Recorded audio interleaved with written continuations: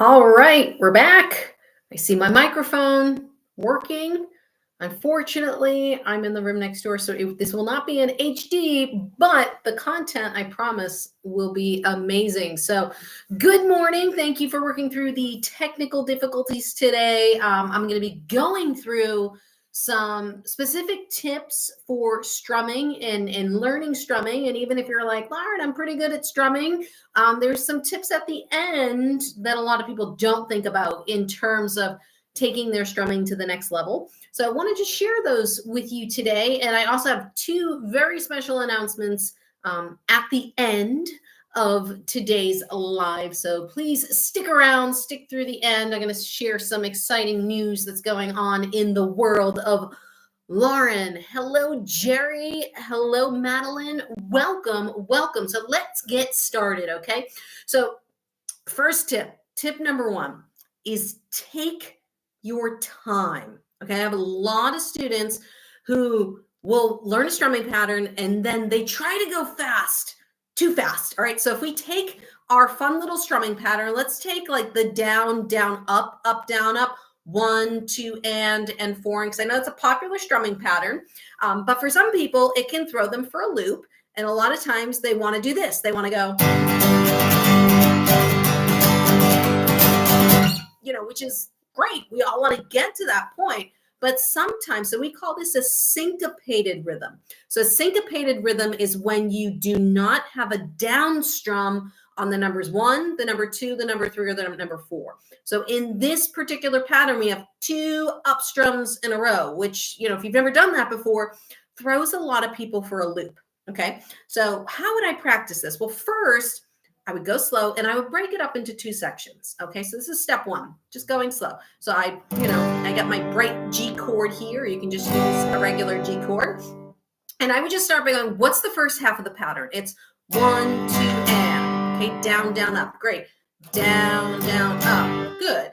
Down, down, up. Again. Down, down, up. One more time. Down, down, up. Great. So that's the first half of the pattern. You might be like, okay, I can do that. Great. The second half of the pattern is up, down, up. Great. Up, down, up. Again. Up, down, up. Awesome. One more time. Up, down, up. And you're like, great. Those 2 things separately are fine. But then when we go to put them together, it sometimes falls apart because we have those 2 ups.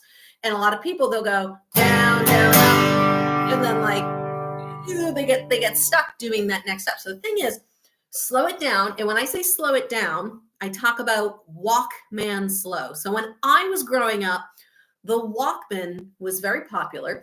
And I know for some of you, you're like, well, Lauren, we had other things. We had 8-track and other things before Walkmans. But, you had the record players, the cool stuff. So I had a Walkman growing up. And when the battery would die, or if you had a toy and the battery would die, it would start going very, very slow until it completely died, right? That's how slow your strumming has to go. So it has to be. So we go to put this together, which is down, down, up, down, up. I would play it this slow. Down, down, up, down, down,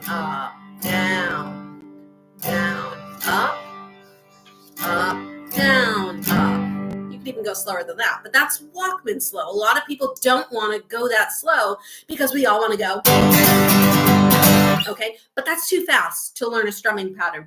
And what it does by slowing down, when we have difficult strumming patterns we're learning, by slowing down, it gives our brain enough time to process. Lex says, I remember that. Good, I'm not alone. Gracie says, Lauren, you're the best guitar teacher. Thank you so much. You are so welcome. I appreciate that.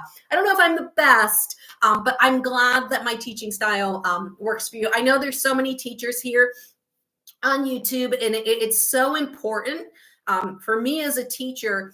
It's not important that you work with me. It's important that you find the right teacher that speaks your language and someone that you can understand and helps you make sense. So if I'm that person for you, awesome. I'm so happy to be that person for you. So number 1, take it slow. Okay, so that's tip number 1. Slow things down, Walkman slow, to give your brain enough time to think about it. Then number 2, really learn the pattern. Okay, so what we're going to do, we're going to go Walkman slow, and then we're not going to work on changing chords yet. The first tip is just to learn the pattern. You might need to play this pattern 1,000 times, 2,000 times, 3,000 times for you to get it in your muscle memory. All right, so again, I would start Walkman slow, down, down, up, down, okay? And when you start getting a feel for it, then you can start picking up the speed, all right, to a point, because you'll know when you're going too fast, because this strumming hand's going to start tensing up on you. So slow it down again and speed it up. So it's just a process of finding the balance of where your hand is relaxed. So look at my wrist. See how my wrist, your hand should be like a whip, okay? So your wrist is going to do a lot of this, okay? If your hand looks like this when you're strumming, it means you are tensing too much in the forearm. You're probably death gripping the pick. Okay, so relax. All right, your hand needs to do this. It just needs to drop. There's no weight to my hand. Okay, so you see when I strum, my wrist just kind of hangs. So that's what we want to find the point where you can strum this pattern comfortably and your wrist isn't doing this and you're not having to think about it. You know, when you'll think about it, one, you might smell some smoke, but two, because you're going to feel the bandwidth. You're going to feel the pull on your brain. And once the strumming pattern becomes comfortable, you can do what I'm doing. You can sit there and have a conversation with someone, and it's second nature. So that's tip number 2, is learn the pattern. Step number 1, go very, very slow. Step number 2, get the pattern into your bones. Once you have done that, you move on to step number 3, okay, which is you're going to put that strumming pattern in a chord progression. Okay, so now we're adding another element. People do this too soon. They start putting this strumming pattern into a song and into a chord progression, and that adds another element of thought. All right, and remember, our brain only has so much bandwidth when we're learning new things. Okay, someone says a pick with grip return. Oh, yeah, there's picks that I don't have one here. They're called max grip picks. And they almost feel like cardboard, and they're really good picks that hold on to. You can't even pull them out of your hand. So if you have trouble gripping your pick, that's a great option, those max grip picks. All right, so now chord progression. First, we're just going to start on one chord with this strumming pattern, okay? Up, down, up. Then we're going to put it to a chord progression. So I'm just going to do G, E minor, C, and D. So we got G, we'll do it for 2 chords, 2 measures, E minor.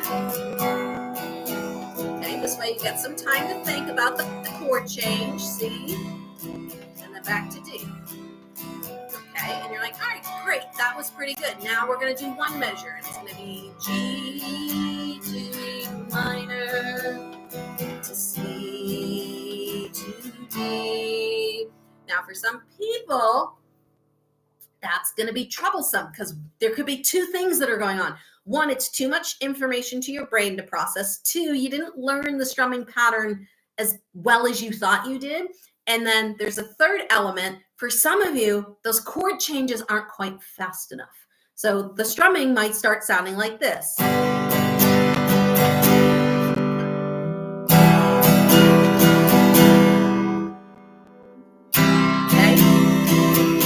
That happens for a lot of students. You're still learning your chords and learning to switch. So my recommendation on that is you can only go as fast as your slowest chord change. Okay, when you're working on an exercise like this, if your fastest chord change is 60 beats per minute, and I teach people this in my 7-level system, we work on speed drills in the program. So if 60 beats per minute is the fastest you can go, then that's as fast as you can strum.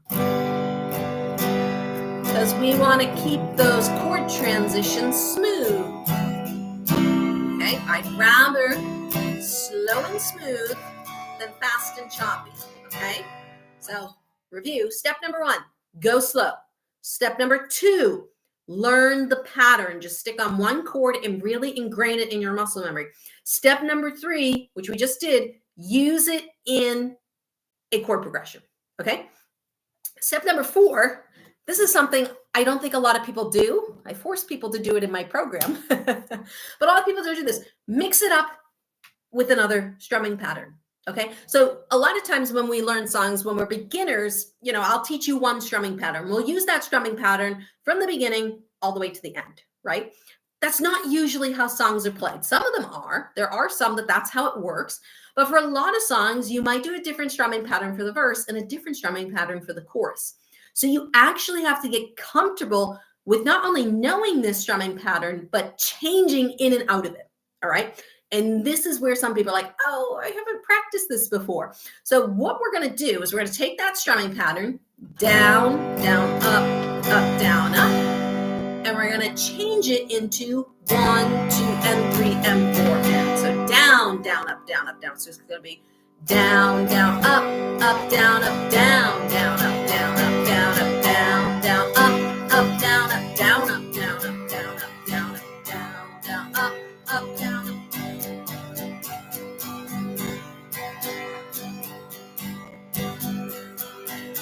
And if that felt comfortable, then I would maybe add a third one on top of it, and then a fourth one, so that you work through one measure strumming pattern, one measure. Now, typically that wouldn't happen, that you would get, 4 measures in a row being a different pattern, but you might get 2 or 3. Okay. There's a lot of songs where they use what we call 2 measure strumming patterns, where one measure is one pattern, the second measure is a different pattern, and then it repeats. Okay. So once you know a pattern, you want to block it, sandwich it in between a different pattern to make sure, one, that your timing is spot on, and 2, again, do you know these strumming patterns as well as you think you do? And 3, is your timing as good as you think it is? Okay, because it's easy, and I don't want to say easy, it's easy to do a strumming pattern all by itself in a vacuum. But when you start applying it to a song and you start moving it through different patterns and other patterns, it can throw you for a loop if you've never practiced that before. Okay, so these are things you want to incorporate into your practice. And tip number 5 for improving your strumming. Okay, because I get people, they get through 1, 2, 3, 4, and then they get, kind of towards the end of my program, and they're like, Lauren, this has been great. I love your program. It's awesome. I've learned so much. I went from not being able to play any songs, and now I can play like 25 different songs or 30 songs. This is great. But now I feel like I'm doing the same strumming pattern over and over and over again. And I do have programs that come after the 7 level. But the biggest thing I find with students is they stay in their comfort zone.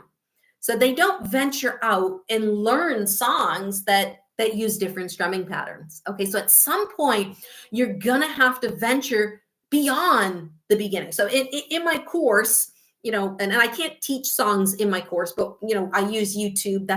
YouTube helps me with, I'll say, hey, you just learned this skill, go over to YouTube now and learn this song. So everything's step by step. But one of the first songs we learned is Horse With No Name. Okay, so Horse With No Name very simply is, 4 strums, right?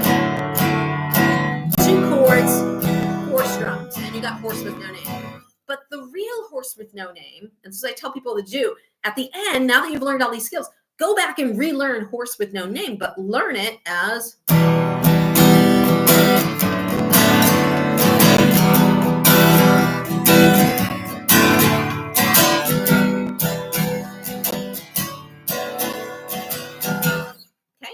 It's a lot. It sounds a lot more. It sounds a lot more like Horse With No Name. And that's what happens with students sometimes is they stick to this simple stuff. And one, they never go back to make it harder. Okay. They never go back and say, okay, let me see if I can make this song harder, or maybe I can play it more like the original, because a lot of students, they're like, yeah, it doesn't sound like the original song. How do I make it sound more like the song? And part of it is you have to develop your strumming skills a little bit further, more into the intermediate level. But 2, you have to seek out songs that use different strumming patterns and really expose yourself to as many strumming patterns as possible.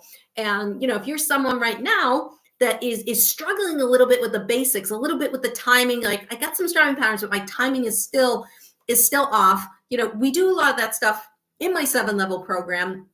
And that's one of these special announcements I wanted to make now. There are about 14 minutes in here. So I do have Everyone's been asking, everyone's been waiting. I do have a Memorial Day special going on. I actually pinned a link over in the chat over there for my 7-level system, which is my beginner guitar program.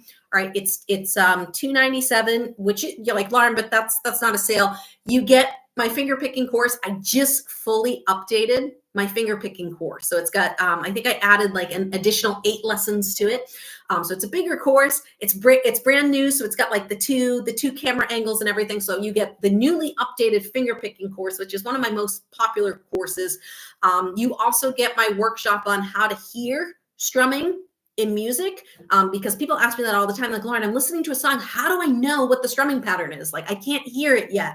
So we work on some ear training and some stuff for that. So for you to be able to hear strumming in music, and you're going to get access to my community. So the link's over there, or it's below the video in the description below. If you're interested in that Memorial Day special, is good now through May 30th. So just as that's the first, I have a second big announcement, but that's the first big announcement, is that I do have a little Memorial Day promotion going on. Gracie says, I don't know what will happen if I don't find a great guitar teacher like you. Oh, thanks. Let's see. I see a question here. What are your thoughts on how to use a metronome for strumming and chord changes? Great question. So going back to, that was tip number 3. So what you would do is, again, I would find my fastest chord change. And let's see, let me get a metronome here. So I'm going to do 60 because I mentioned 60 earlier. So let's just go. That's a fairly decent chord, change speed. All right. So you can hear my little click. Okay. So that's my metronome. So it's 1, 2, 3, 4. And if I were going to put that strumming pattern in over it, it would be down, down, up, up, down, up, down, down, up, up, down, up, down, down, up, down, up, down, down, up, down, up.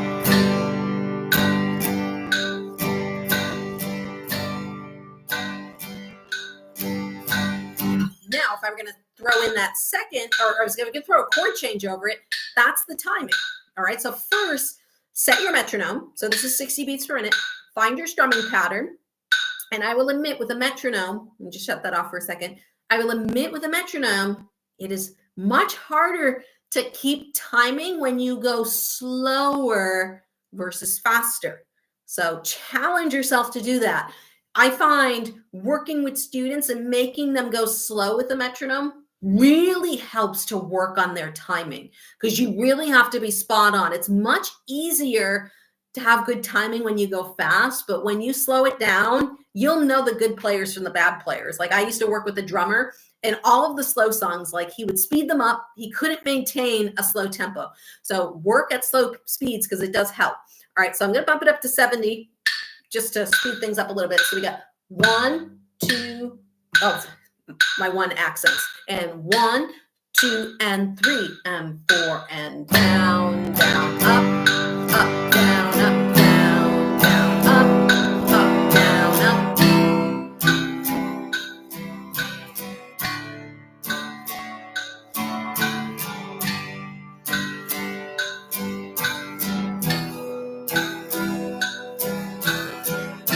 So you can hear the timing on that metronome. Up, down, down, up. Now the key is, can you play slow without the metronome and maintain that rhythm or that tempo? And that's really difficult, especially at slower paces. So that's what I would do if I were working on a strumming pattern. First, I would set the metronome and I would just listen for the beats. And you saw me using my fingers. I was counting it out. So I have the auditory clicking of the metronome. I also have the visual of my fingers moving. Okay, so I'm also working on timing here. I'm not on the guitar, but just by doing this, you're working on timing, because you have to move those fingers in the right time. And then I would find my strumming pattern within that click. Okay, and if you need to write it down on a piece of paper, 1 and 2 and 3 and 4 and you write down your strumming pattern, like, do that, whatever helps you. to understand, do that, and whatever works best for you. Is it Jean Francois or Jean Francois? I'm guessing. Lauren, will your program be available in French for Belgium in the future? We haven't translated the program yet. I think we were going to work on doing a Spanish version first, but French could also be on there as well. I think we're going to start doing that towards the end of this year, try translating in some different languages for people who want it. Great question. Are your courses primary acoustic? Nearly all I see are for electric, which I don't play. Hi, Tommy. Yeah, so my guitar, I play acoustic only in the course. It's beginner stuff. You know, it's beginner kind of to late beginner, early intermediate. So really, if you were acoustic or electric, you could use it. But just like my channel, most of my videos here, I'm on the acoustic. In that program, I just use my acoustic guitar. So it would be a perfect fit for you. I've learned so much from you. Oh, you're so welcome. Thanks, Mandy. I appreciate that. Oh, Billy from London. Hello. I love London. I was there last year, almost this time. I think about this time of year I was in London. It might have actually been early May, but yes, I had so much fun there. Great, great place. We really enjoyed it. It reminds us a lot of Boston, although you have much nicer gardens than we do. We enjoyed walking in the gardens, and we had some decent weather there. Oh, Jerry says, she's the best. You won't go wrong with her courses. I'm 66 years old, disabled vet that thought I would never play a song. One of the best teachers I know. Way to go, Lauren. Oh, Jerry. Well, first off, thank you for your service. Appreciate that. And so happy to have helped you learn to play a song. Do you also teach scales and riffs? That is a great question, Lisa. So in truth, that is not my specialty. I really am more of an acoustic rhythm guitar player, but I have teamed up with a teacher who works in my programs, and he's in my community. His name is Charlie Long, and we've done some courses together, and he's actually in the process of releasing his lead guitar 102 course. Which teaches you all about scales. I do have a lead guitar 101 program, which kind of starts you with the basics. But if you really wanted to get into riffs and licks, that's more Charlie's domain than my domain. Great question. Let's see. 52 from Nottingham, UK. Hello. We have rain if you want some. No, it's been raining here all week. I finally saw some sunshine out my window. I'm up here, so I'm on like the third floor, and everything. Let me see if I can turn my camera. You can kind of see. So everything. Oh, you can't really see out the window. Well, you can see the trees. So off in the distance, there are some mountains. I can't see them as well now because of the trees are in bloom.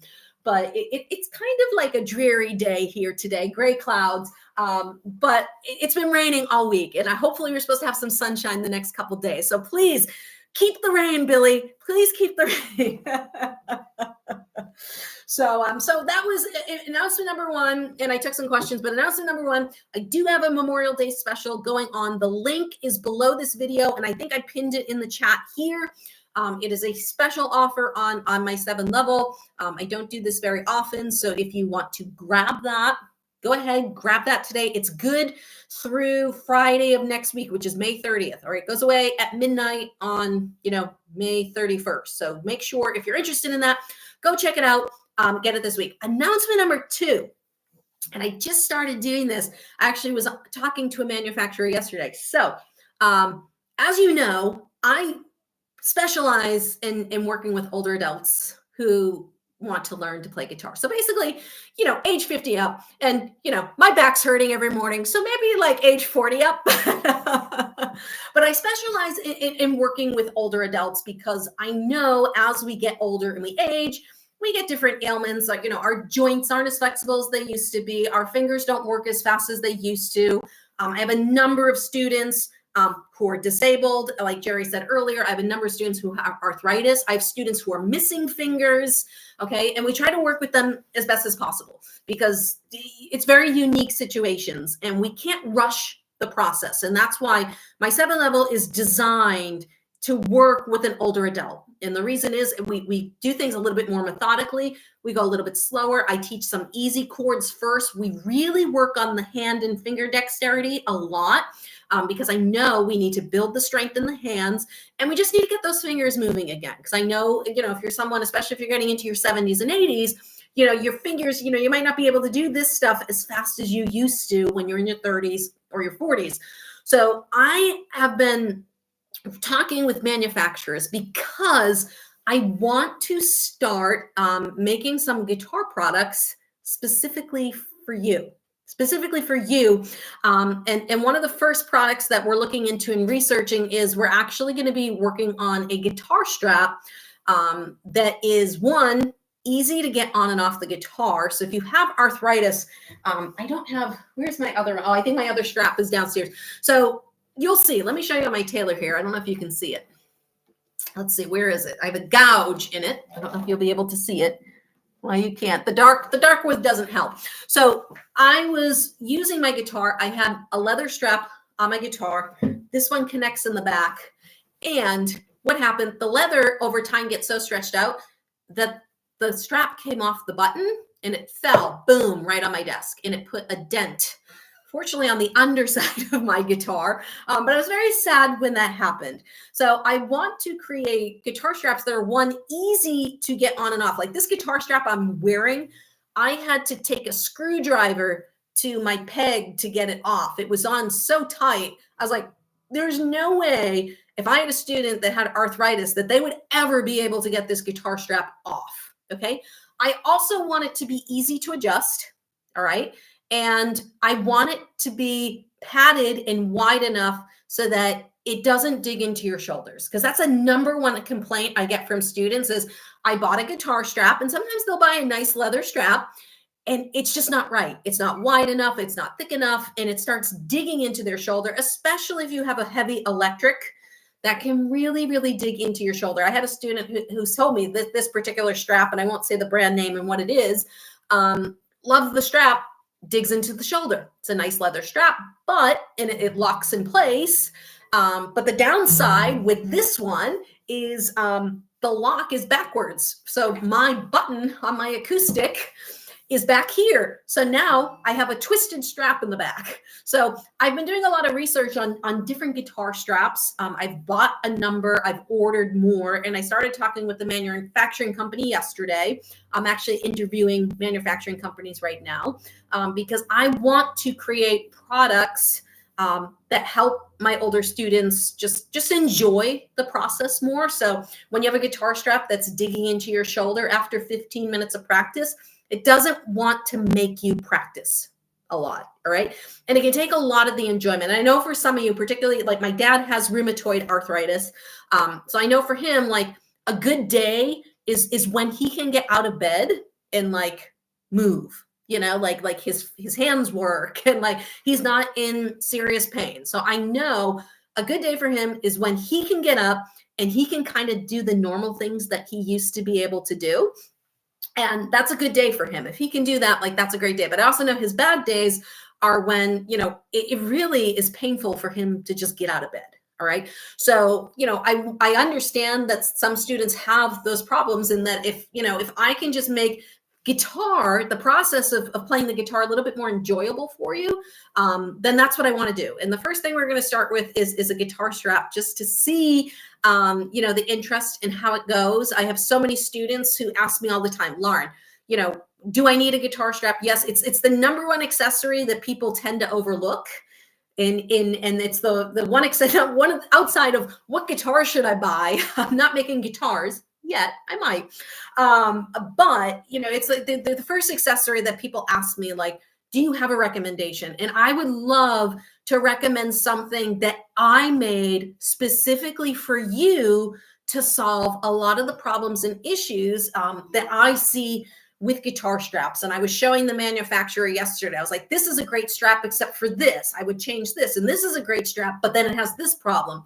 So I had like 5 or 6 guitar straps that I showed them, and I'm like, I like this, but this is the problem. I like this, but here's the problem. So, it was 5 or 6 different guitar straps, and I was like, I wouldn't recommend, like, they all great in their own special way, but I'm like, if I can combine all 6 of these together into one product, my students can have a guitar strap that they know is perfect for them and solves the majority of their problems. I don't think I'm going to be able to solve them all. I know you can't solve everything with a single product, but that's my goal. Is I'm going to try and work on some things outside of my courses, because my courses are developed specifically for you. But my goal is to create some products that just make the process of playing guitar a little bit more enjoyable for an older adult. So if that's something you're interested in, I'll post in, like, YouTube has like a little community thing. I'm going to post something about that there. So if you want to get on my mailing list, or if you're on the email list already, we'll be sending out an email shortly.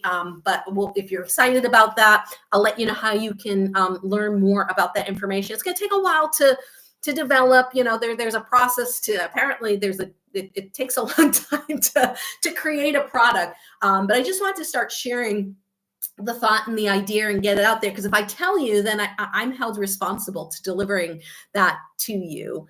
Good morning, Dave. Good morning. Thank you, Lauren. I felt a strong connection to the guitar and build acoustic guitars for fun. Frustrating, ironically, could not play. Now I can play several chords. That's awesome, Matt. I'm so excited. Someone says I have a problem. Roberto says, Lauren, I have a problem with using a pick to control the strength and the sound doesn't come out bad. Yeah. So if you're with strumming, so sometimes I wish I had my other pick. It's next door. But again, in terms of grip, Dunlop Max Grip picks are more like sandpaper. Also, another great pick is a Black Mountain pick has a spring-loaded attachment that doesn't require you to hold on to it. Again, if you have arthritis in that knuckle, in that first knuckle, it can be very hard to hold on to the pick. So you might want to use some sort of thumb pick where you don't have to hold on to the pick as hard. Now, if you're talking about strumming or just picking and and it being very aggressive, that's what I was talking about earlier. You're death gripping the pick. Okay. So you have to find a balance. It's like walking a tightrope. You have to find a balance because the pick naturally wants to do this in your thumb when you're holding it. So you have to find a balance of, how hard or how light do I hold the pick so that it just doesn't fall on the floor, or worse, goes inside the damn sound hole. I thought the first time you drop a pick, it always seems to go inside the sound hole. I haven't gotten a pick in here. Now watch, I'm going to do it. I haven't had a pick drop inside my sound hole in probably 5 or 6 years. But when I was first learning guitar, I seemed to always want to go inside the guitar. I don't know if you guys have that problem. But I found when I was first learning to play guitar, the pick just always wanted to fall inside the guitar, not just on the floor. So the balance is holding the pick loose enough. So see, if I just loosen up the pick, it sounds, if I tighten too much on the pick, I get a very harsh sound. If you have problem balancing that, just use an extra light pick, like a 0.55 millimeter or a 0.5 millimeter. That will help a lot with taking some of the curse out of the picking. Yeah, someone says that's what I use, the Black Mountain one. Brilliant. I bought the black one, but couldn't get on with it. Yeah, it is a brilliant design. Again, I think the pick is sometimes too big. Some of my students have shaved them down to make them a little bit more usable, but it's a great option for people if you really can't hold on to your pick. I've used them and I can strum with them. Crochet needles with blue tack to get the bad boy out of the sound hole. Yeah, I've had students who've got a double-sided piece of tape on the back of like a pen and they stick it in the sound hole. I love it. There's a picture. It's John Lennon. It's him doing, it's him with the guitar over his head trying to find the pick inside the sound hole. And I just think that's a classic photo, just showing that, even professionals drop their picks sometimes into the guitar. So I found Billy Strings and Tommy Emmanuel on YouTube. Wow, an inspiration. Yeah. I mean, Tommy Emmanuel is he's fantastic. If you want to see something that really blows your mind, write this down. Get a piece of pen and paper. I think it's John Gom, and don't ask me how to spell his last name. I know it's 2 M's. I think it's Ghomm. But anywho, the song is Passion Flower. Okay. John Gaume, Passion Flower. He does tapping with the guitar. I don't know if Tommy Emmanuel does any tapping, but he's an amazing finger picker. I saw that video, geez, maybe 20 years ago, maybe a little bit less than that, but maybe 15 to 20 years ago, and absolutely blew my mind with what I thought you could do with a guitar. Absolutely insane. So Passion Flower, go check that out. If you need something to watch later this afternoon, go check that out. Absolutely phenomenal guitar playing. I can't do any of that stuff, but stuff like that inspires me. Renee from Canada. Awesome. My answer doesn't matter what the weight of the pick should be when you're playing. Yeah. So, I mean, yeah, essentially, as you get better at strumming, you're going to find the right thickness that works for you. Some people like really, really like fat picks that are bigger than this, and some people like really small picks. So eventually, once you develop your handle on the pick and you feel like you have control, you can go as thin or as thick as you want. It's really a personal preference. Some people use stone. There's stone picks, there's wood picks. So my best recommendation is just to try as many things as possible. Oh, Richard says Tommy is a drummer too. Yeah, that helps. Being a drummer, amazing rhythm. It's a testament to your passion for teaching to see the locations. People, yeah, isn't it crazy how many people everywhere? How do I get on your mailing list? Yeah, so the easiest way would be to go to laurenbateman.com/crash course. laurenbateman.com/crash course. If you sign up for that program, that'll definitely get you on the list. Let me drop in the chat here. I'll put the link. I think it's Lauren Bateman Guitar. Let me see. laurenbatemanguitar.com/strap. All right. So if you go to laurenbatemanguitar.com/strap, STRAP, you can sign up specifically for the mailing list related to the guitar strap. There's a little survey after. I just ask you some questions about what problems you're having with your current guitar strap. Do you have a guitar strap that you love currently? What do you love about it? Okay. Do you have ones you tried and hated? Everyone tells you about those Ernie Ball, like the 1-inch nylon. Those are horrible. I know they're only $8. Do yourself a favor. Do not buy them. Honestly, invest like $50 in a good guitar strap. It is absolutely worth it. Even when I was looking at like Levi Company. They have a leather guitar strap that's padded, that looked nice. One, it wasn't easily adjustable. And two, people were like, the leather was tough. It was so hard. And that's the other thing with the leather guitar straps. I wish I had one up here with me, is the leather sometimes, if you get cheap leather, it is so hard. It is so tough to get it over the pegs. I took a guitar strap off this tailor because I was on that meeting yesterday, and I am dreading putting that guitar strap back on this guitar because the leather isn't broken in yet. It's so hard for me to get the leather onto the little post. So those are things I'm trying to solve. Because even for me, I'm like, that's a problem for me. Like sometimes I have to yank the guitar. I mean, it's good. It's not going to fall off, but that's the thing with leather. If you keep taking them on and off, they do stretch out. Okay. Makes it easier to get on and off, but also makes it easier for the guitar to fall off the peg. So those are things, don't cheap out on a guitar strap. Honestly, I would spend my recommendation on a guitar strap to get a decent one is one that's thicker, that has padding, or just wait until I come out with mine. But you're going to need one now for practice. So if you're looking at guitar straps, don't go with an $8 nylon. It's just going to be a pain in the butt. It's definitely going to dig into your shoulder. It's going to dig into your shoulder. Like this one, this is a leather strap, but it's so thin, I can already feel it digging into my lat muscle here. And I've only been on 38 minutes. And and I'm younger, and I didn't put it on as tight as I usually would have my guitar strap. So it's not really holding a lot of the weight of the guitar. So I would say like $50 is a good price point for a guitar strap, 50 to 100. If you want to get into something custom, then you could get a $200, guitar strap, and the leather will probably be very good quality, very soft. It's hard to get soft leather if you're not paying, a decent price for a guitar strap. You're usually going to, if you're paying cheaper price for a leather guitar strap, it's usually going to be very tough, very stiff, and it's going to have a very long break-in process, which is going to frustrate you. It's frustrating. I get it. And you're just going to go buy another one. You're like, I hate this thing. I hate taking it on and off. And I have guitar straps like that. Trust me, and I don't use them. So save yourself.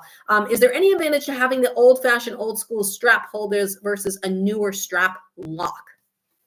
That's my preference, strap locks.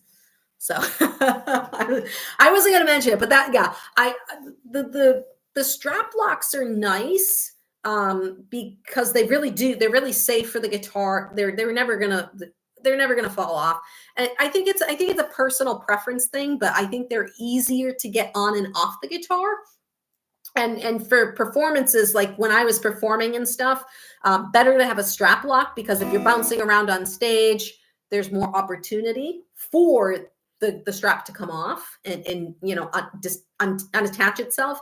So those are some issues but again, it is a personal preference thing. But yes, strap locks are very good. And this one does have built-in strap locks, but I guess this one did come off pretty easy. I tried putting this strap on my PRS yesterday, and I told you I had to take a screw. I couldn't get it off.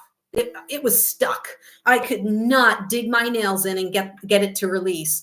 I had to use a screwdriver, which I never like taking tools to my instruments. But I'm like, the only way I can get this off is I gotta get leverage underneath, and I was either gonna be a butter knife or a flathead screwdriver. So I was like, okay, so that's not a good design, because that's not gonna work. We don't want students taking screwdrivers to their guitar. Dave says, I really admire how you enjoy helping us older students. I do. You guys are like, I truly love working with older adults. Because you guys just have a different outlook on life. Honestly, you've lived life. You know what you want. Okay, this was not from the screwdriver. This was from a knife. We got a new knife set, and I was cutting an English muffin, and I went too far.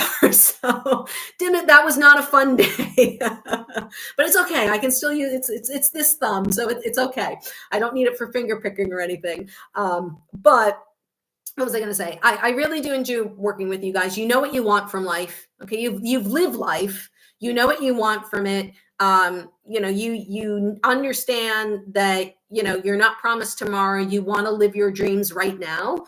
And I want to be the person who tells you it's possible. Because I know a lot of you have worked with guitar teachers. And I always tell this story because I think it encompasses what a lot of students have felt over the years. Sometimes they'll work with a teacher in person, and he went to a teacher, and the teacher didn't know how to teach him. He was impatient. He was probably younger. He was probably like a really great guitar player, but he didn't know how to break things down and put them in a step-by-step way for a beginner. So he told the student, you know what? I don't think the guitar is for you. Maybe you should play harmonica instead. And he was demoralized for a long time. And I had that happen to a voice student of mine too. I think she was in her 50s. She went and saw this like really professional classical opera singer. And the same thing happened. They did a few lessons, and the older woman was like, and we're done. I can't teach you. We're done. And she didn't sing for like 2 or 3 years. And the first time she sang again was when she walked in my teaching studio. And I said, I will never tell you that you can't do something. I will never tell you that it's not possible. I'll never tell you it's too old. I said, if you come through my door and you show up, I'm going to show up for you. All right. And sometimes it's going to be frustrating, and we might have to find a different way to do things. Okay. Because even vocal cords, as they age, it gets difficult. And sometimes the exercises take longer. Maybe you need a little bit more of a warm up. So, because vocal cords are muscles as well, and they change with age too. And I just always wanted students to know that anything is possible. There are videos here on YouTube. Go find them. It's people who don't have hands and they play the guitar with their feet. And they're probably better. Some of them are better than me. It's pretty amazing. So I don't have a program for that. I don't have that program. But it just goes to show you that where there's a will, there is a way. Okay.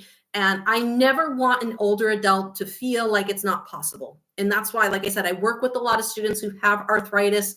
Sometimes we just have to keep the chords simple. I had a student, her arthritis was so bad, we could never learn bar chords. And I said, you know what? I said, that's fine. Let's keep it simple. We don't need bar chords. We'll use a capo, and I'll change the song so that we can use a capo and get rid of as many of the bar chords as possible. And then we'll just use easier versions of the chords. All right. And so many people are going to tell you, well, that's cheating. You're using a capo. This is not cheating. Actually, Tommy Emmanuel uses a capo pretty frequently. Okay. So it's definitely not cheating. Okay. It's a tool. I believe in tools. And if we have a tool that I can put on your guitar that makes it easier for you to accomplish your goals and accomplish your dreams, I'm not going to judge you for using that tool. Why would I judge you for using a tool? Why would I judge you for using a Black Mountain pick because you can't hold on to the pick? Okay. Why would I judge you for playing a C chord like this because you can't use your third finger, or maybe you're missing these two fingers? Why would I judge you? Because what I want to do is I want to help you enjoy this instrument in any way you want, because it's not about me. It's about you. Okay. That's always how I taught. It's not about me and what I want. I've already done what I want to do with this instrument. For me, it's now about helping others do what they want to do. You saw earlier, the disabled vet said he never thought he would play a song, and now he's playing songs. And that's what I want. I want people like, I never thought that this was possible, and you made me believe in myself. Because that's what happens. It takes one person to believe in you. And if it's not you, if you don't believe in yourself, sometimes it takes someone else, an outside force, to believe in you first. All right. And that's something students, I hear on YouTube, and I hear it in my course as well. Okay. In the 7-level system, people tell me, you make me feel like I can do it. And the reason is because I truly believe that you can do it if you put in the time, you put in the effort, and you put in the dedication. Yeah, absolutely. Thank you for showing up for U.S. veterans. You are so welcome. I love my vets. I've actually got some pins and stuff over here that people have sent me over the years, from Secret Service and from Marines. And, I think my father-in-law, he was a Marine. My wife's family has more military history than my family. We're flat-footed, so they didn't want us in the military. But thank you if you have served. I really appreciate all of our veterans. You guys hold a special place in my heart. My dad's, big patriot. He loves veterans, and I think I got that from him. Just the respect for other people. And, thank you so much. I appreciate all of you. I get to be here because of you, and that's great. And I get to have all these wonderful freedoms because of you. So thank you so much. Really, really appreciate that. John Gum, Passion Flower. Thank you, Jean. It is JONGOMM. I knew it was 2 M's. John Gum, Passion Flower. Thank you, Jean, for looking that up. Richard, thank you for putting in your strap survey. Thank you so much for sharing your Saturday morning with me and working through the technical difficulties earlier. I really, really appreciate that. I really love working with everyone here on YouTube. I like doing these lives because it gives me an opportunity to connect with you. I try to go live now once a month because I really do just enjoy chatting with you and sharing some stories and hopefully inspiring you that this is possible, that you can do this. And if today's a rough day, we got tomorrow. Okay. So maybe today's going to be a bad day. Work through it, do the best you can. You got tomorrow. Maybe tomorrow's going to be a good day. Sometimes you got to go backwards to go forwards, but keep at it. And if you're interested, there is a Memorial Day special, links below, and it's pinned in the chat. Go check that out if you want a little bit more structure. I love YouTube. I have tons of lessons here on YouTube, but it is a little bit haphazard and all over the place. So if you want the step-by-step system and you're a little bit more of a person who wants a method and structure, definitely go check out the special. I don't do it very often, so now's a great opportunity. Have a wonderful, wonderful day, everyone. I'll see you in a lesson real soon. Bye, everyone.